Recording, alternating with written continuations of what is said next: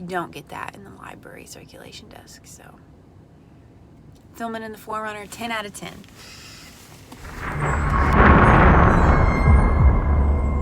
Hey y'all, it's Miss Brasher. Welcome to my car.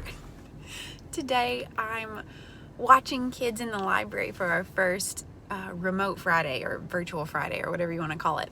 And even though I can talk in front of a class for like 45 minutes and not feel an ounce of weirdness, filming myself in front of a class feels really strange. So again, welcome to my car.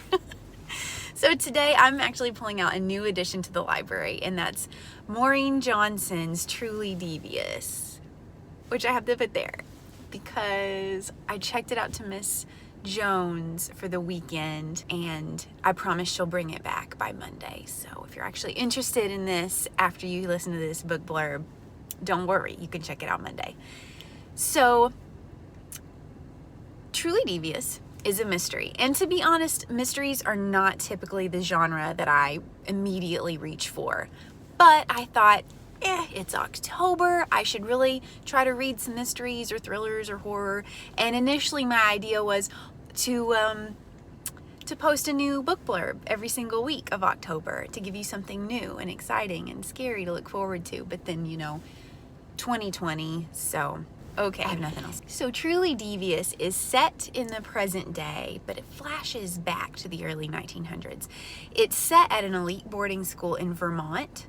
I'm pretty sure it's Vermont. It's definitely somewhere in the Northeast that's mountainous and gets snowy when it's wintertime. So anyway, the boarding school is called Ellingham Academy, and it admits students who are exceptional at something.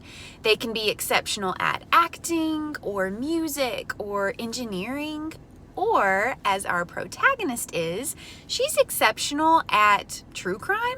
Like, she loves solving mysteries and that's her thing. So it's a sort of quirky, interesting, but again, very elite boarding school.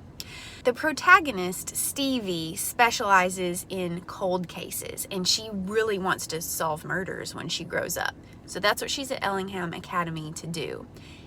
And that place happens to be perfect for that because years ago when the school was founded, 3 people went missing and then 2 were later discovered murdered from Ellingham Academy.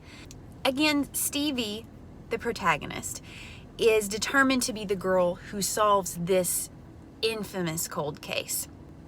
But she is in school after all, which means she has to attend classes. She also has to mingle with her classmates, who, as I already said, are a little quirky. As one might expect at a boarding school, especially for the gifted, Stevie's classmates are borderline eccentric. Just when Stevie feels like she might have found her people, her relationships start to break down, and maybe some people start to disappear. And then there's this boy who she sort of hates because he's infuriatingly supportive one minute and then mysterious the next.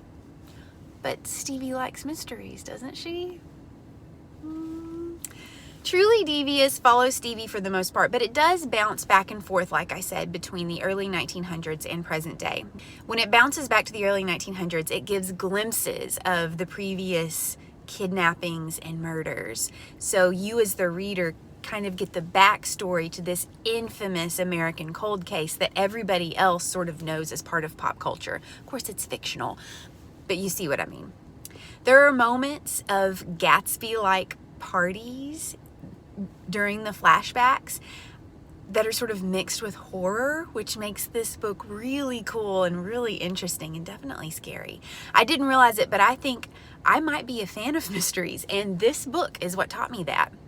I would not have recorded a book blurb for Truly Devious if I didn't like it, but I promise you, I adored this one. Read it.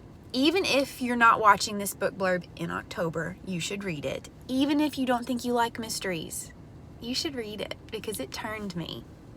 Like I said earlier, you can find it in the mystery and adventure section, which is why you'll find a yellow dot on its spine label. And like always, if you'd like to check it out, you can come down and see me, or you can shoot me an email if you're virtual. I'll make sure that the book gets delivered to the office and you can pick it up there. And, thank you for watching. Thank you for watching me film a book blurb in my car. But I am loving my seat warmer.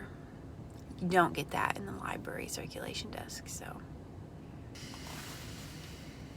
It's only 109.